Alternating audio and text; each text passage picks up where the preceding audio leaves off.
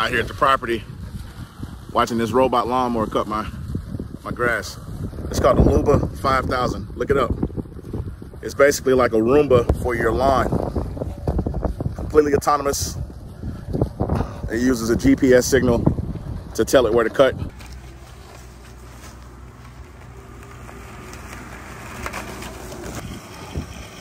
It's the future lawn care right here.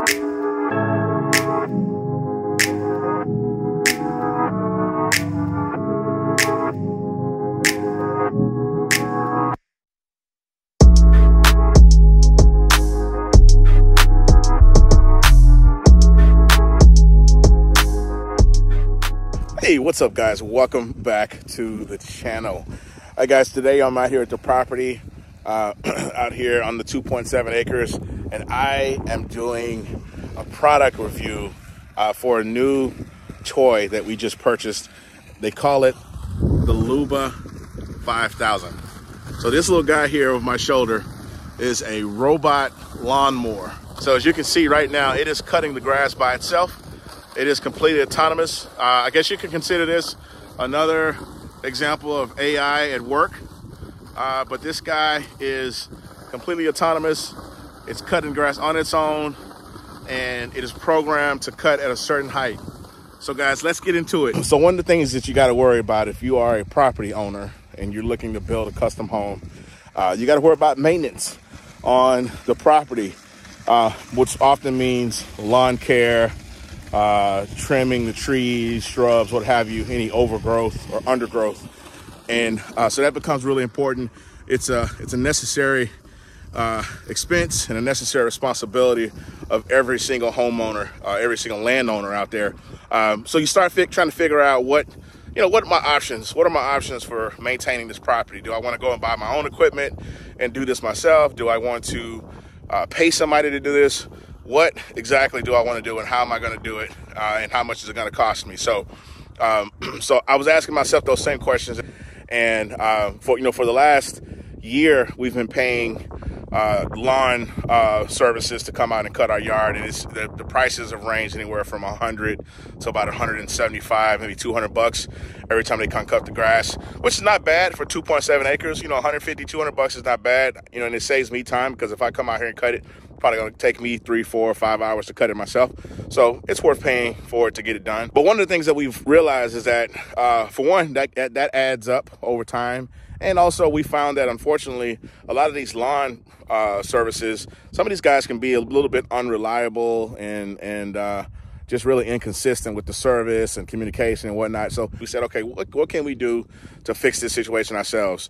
Do we go buy equipment? Do we find a better lawn service? What do we do, right? So I set out on the internet on a quest to find some kind of equipment. I don't know, a lawnmower, a pull behind implement that I can hook up to the back of my four-wheeler, something, right? And I was looking at zero-turn lawnmowers, which seem to be really popular for folks that have acreage. They're really, really good to use. They're fast.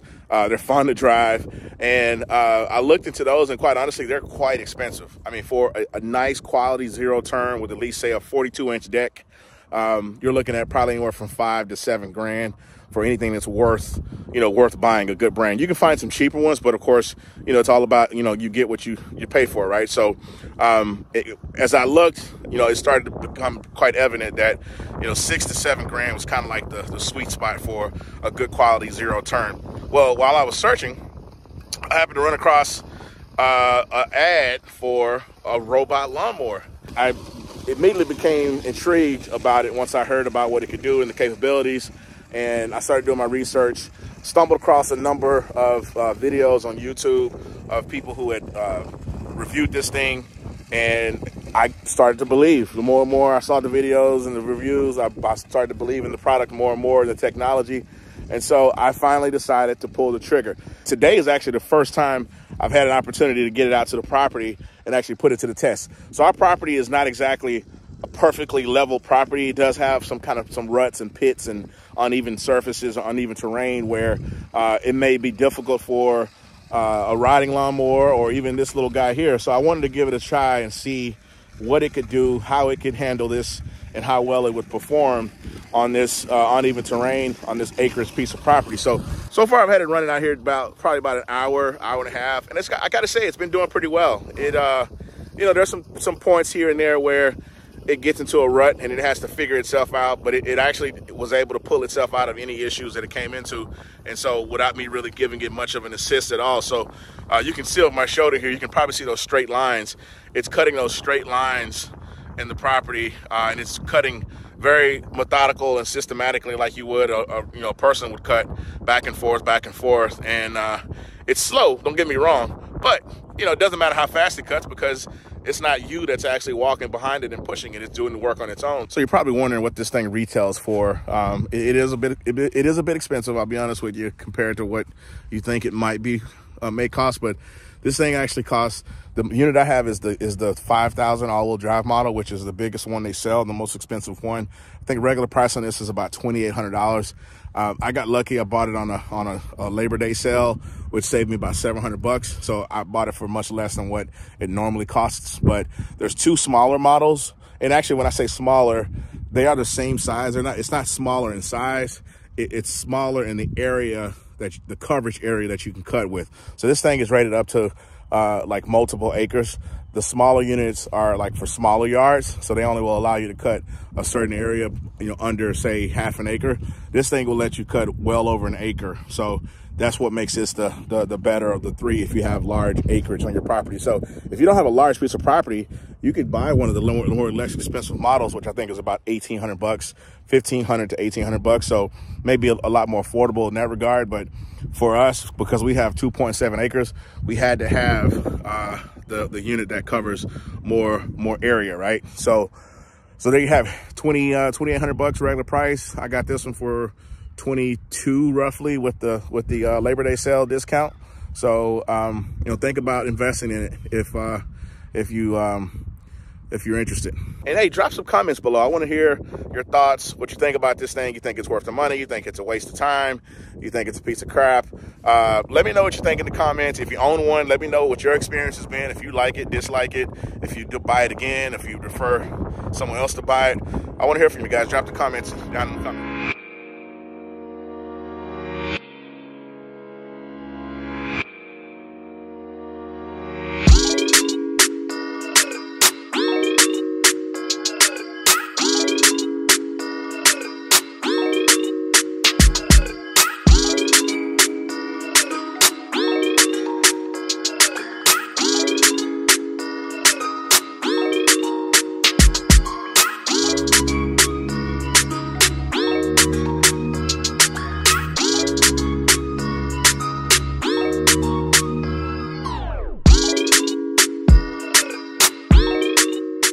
So Luba has this really cool app that you use to manage the system. It also allows you to track the progress of the cut. As you can see here on the screen, you can see the little icon that shows the Luba moving in the direction that it's going with an arrow. And then it also shows you the outline of the area that is currently being cut. That area that's shaded in that teal green color, that is the area that I walked off and mapped out for Luba to cut. So with the global positioning satellite information that it's getting from the satellites, it knows to stay within that boundary, and it will not go outside that boundary, and it will continue to make a path back and forth and cut that line. You'll also notice that it gives you a percentage of how much of the area is complete. So once you set it to begin its job or task, it tells you how much of that area has been cut and tells you how much time is remaining. There's also some other helpful information that notifications that pop up when certain things are going on with the Luba, like losing signal and whatnot. So it's very helpful. The app is very user-friendly and I think intuitive. So I think they did a pretty good job.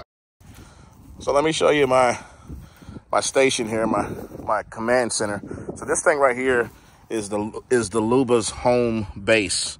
This is the charging system. You see those two gold points there? Those are that's where the Luba connects and charges. This little pad here, it bags up on it, and then it locks itself in and charges. So behind it is a battery pack that I brought out here just to provide power for the charging station and the RTK. So the RTK antenna, that's this guy here. If you're a Star Trek fan, you might recognize this design. It kind of looks like the Starship Enterprise. But this thing, basically, it is a receiver that receives a signal from satellites orbiting in space. The signal comes from the satellites, drops into the RTK, and then this little antenna sends the signal to the Luba. So yeah, so the RTK is pretty neat. It has this little indicator on the front here that lets you know when the signal has been connected. And so you want basically the solid green on the charging station and a solid green on the RTK. That lets you know that you are properly connected and aligned with the satellites and connected to the Luba. So yeah, so these little two pieces here, these parts, these are pretty important because it's, like I said, it's kind of the command center for the Luba. They're waterproof, water resistant, so you can keep them outside, and you can set these up in an area that is easily accessible for your Luba, so it can get to the charging station when it needs to, and it can receive the signal. You want to make sure that this antenna here, this RTK antenna, you want to make sure it has an unobstructed path, if you will, or viewpoint to the sky, because as I pointed out, it does receive a signal from the satellites, and if there's anything obstructing it from above, like a roof line or tree line or anything like that, you would most likely run into issues with the signal being provided from the satellite. So make sure it's completely unobstructed.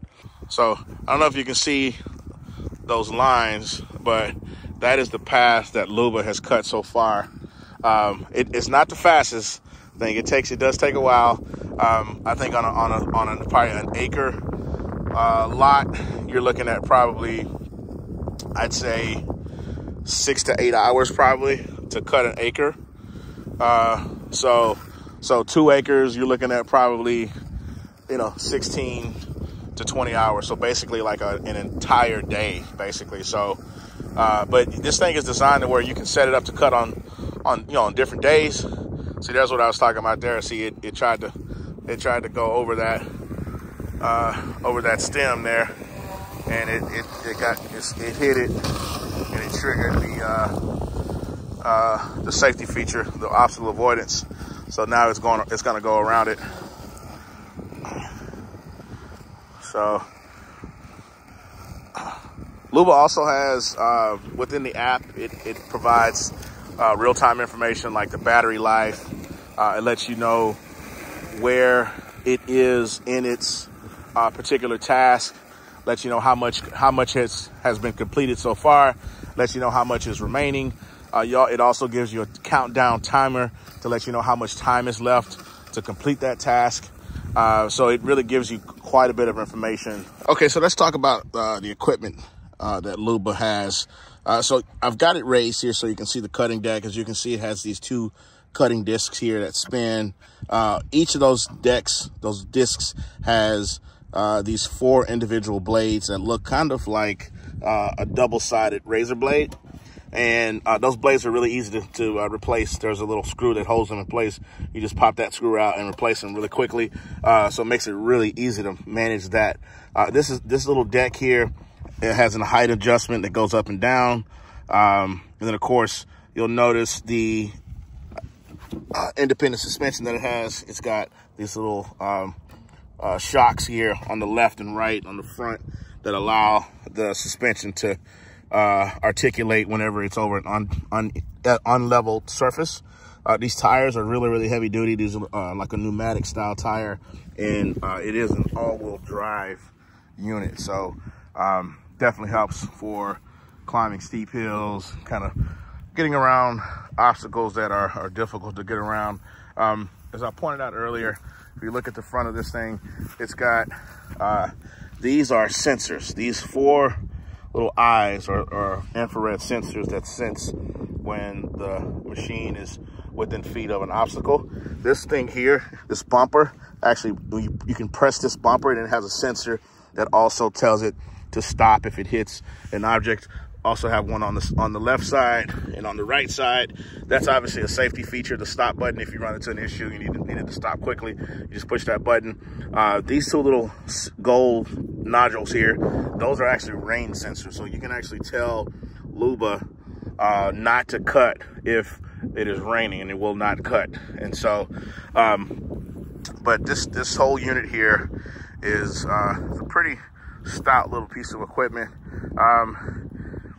It is, I think it's worth the money. I think the research and development that they put into creating this thing and bringing it to the market warrants the cost of the unit.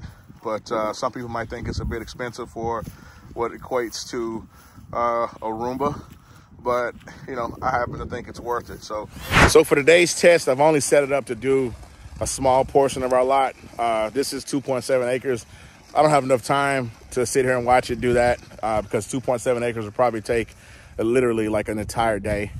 But today we've got it set up just in a small portion of grass, probably about maybe a quarter of our property.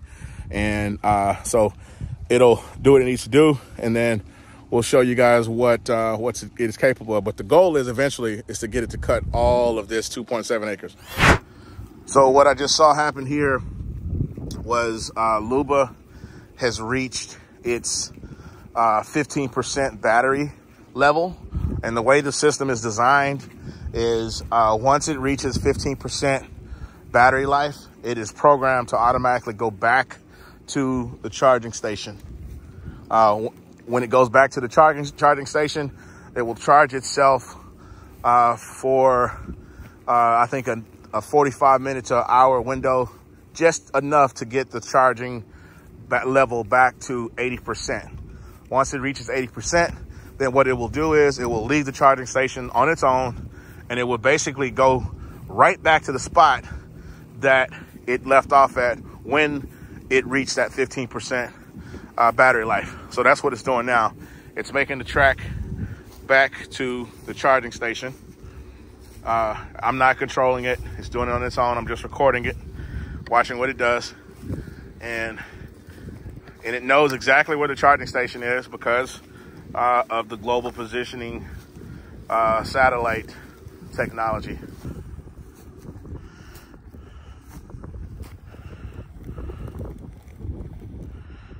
There she goes.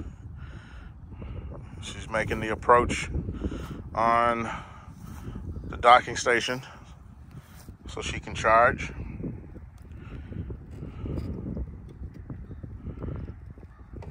Boom. So Luba will charge and restart the progress again of the mowing once it reaches 80%.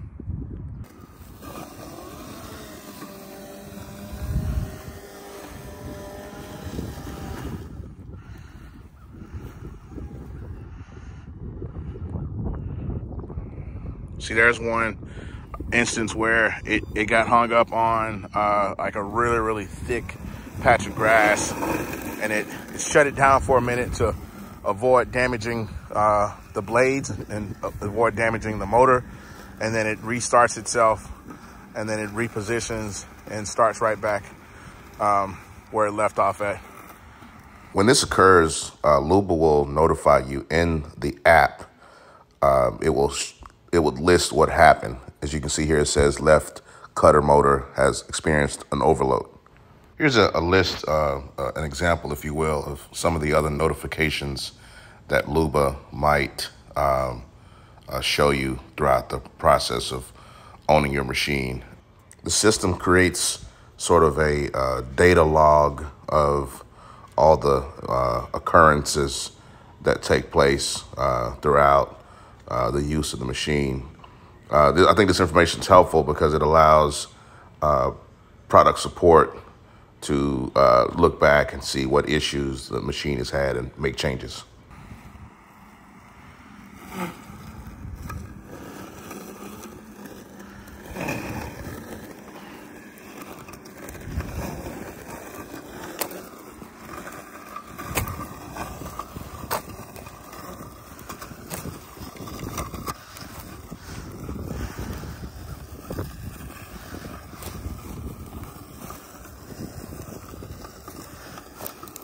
Yeah, those little things there, they do give it a little bit of trouble. But outside of that, the Luba does really well. Would be nice if it also picked up the clippings, but I guess that's a future innovation. But it is chopping up that grass, leaving no prisoners. So as you can see, the Luba is doing his thing. He is chopping down. Now this is going to be a task for him because this is a pretty steep hill, and he, of course, got stuck on it like I thought he would. But let's see how he figures this out. Let's see how he figures this out. Okay, so he knows that he can't go over it, so he's gonna try a different route. Let's see what he does. Okay, he's still trying to. He said, you know what? I'm gonna get over this thing one way or another. Still not quite there. He's gonna figure it out. Let's see what he's gonna do. Still thinking.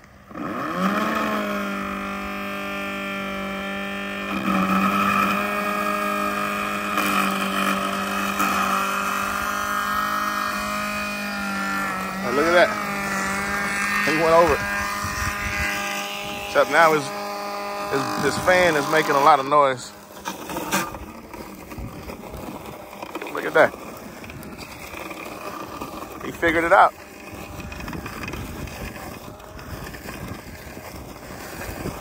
That was pretty tough. I did not think he would be able to figure that out, but he did it.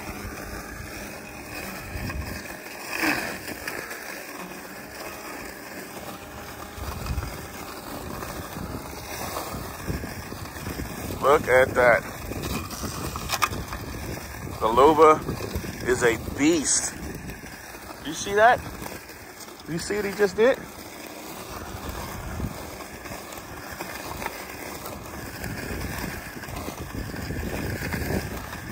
Took that little hill and kept on going. He is not to be messed with. This little guy is tough.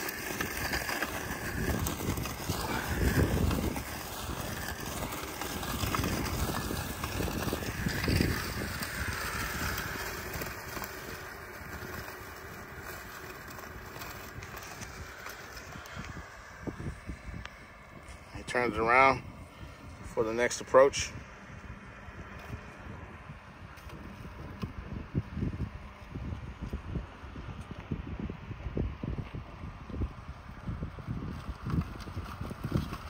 Come right by me here.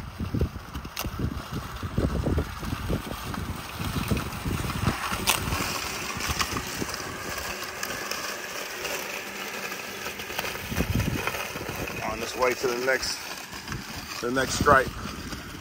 And this thing cuts really precise stripes. I mean, more precise than any human could cut. There's just no way. If you were a human cutting this, there's no way you could get it to cut this precise. You could try, and it probably would look close, but if you got out a measuring stick and actually measured how close and how precise the stripes were, I don't think there's any way possible a human could get as precise as this thing could. There's a nice little patch of grass. It's got to work out. Huh? Look at it. Took it pretty tough.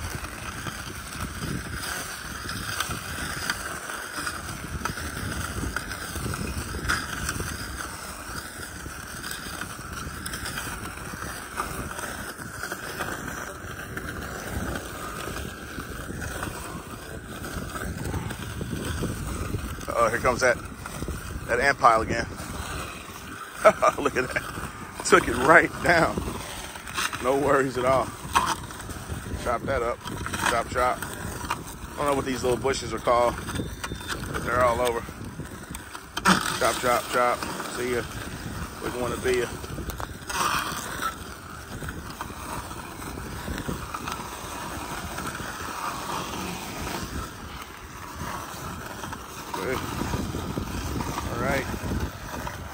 one more successful pass. Overall, Luba's been doing a really good job cutting this lawn, even though this is not the most ideal lawn. What I have seen it do is it does sometimes struggle with a few areas, and I'll show you where it did struggle a couple times. So I don't know what these are called, but these little guys here, I have a little section of my lawn where these little guys right here, they crop up. I don't know what these are called, but whatever they are, they're some kind of weed.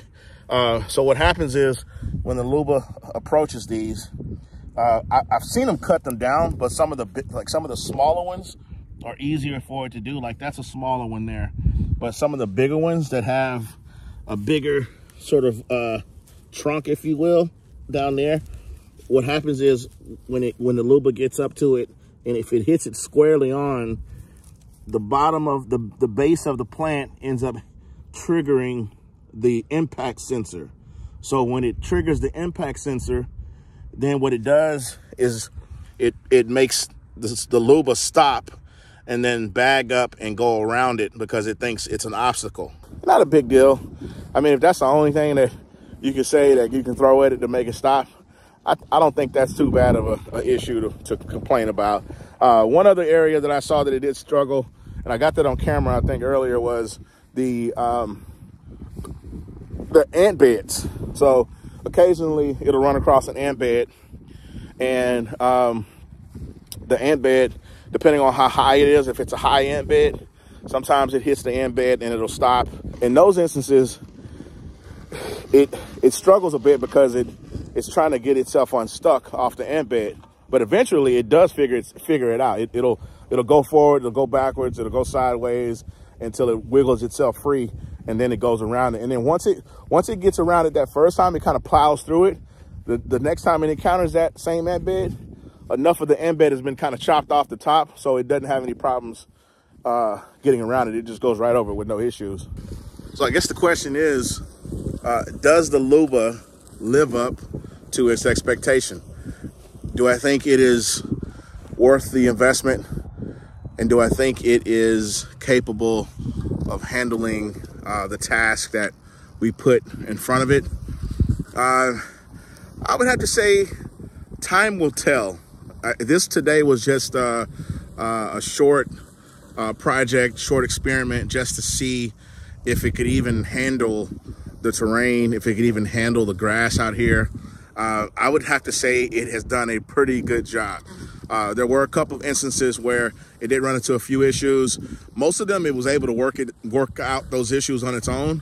A few of them I had to save it, but the ones that I had to save it were pretty, I mean, it was kind of expected that I was going to have to save it because I just don't think it would have been able to figure out the issue on its own. But anyways, I think overall, I think it did a pretty good job out here. Now, what I will say is Luba does recommend only cutting with the Luba on grass that is of a certain height, okay? This out here is probably not the height that's recommended to use the Luba on. What you really want to do is you want to cut your grass first. You'll have it cut first to the desired height, and then you want to send Luba out to keep it maintained at that height every single week, every couple weeks, or for the entire year. That's really what it's designed to do. It's designed to maintain your lawn, not necessarily cut your lawn, especially if you've got a long, if you've got long grass. It's not really designed for that.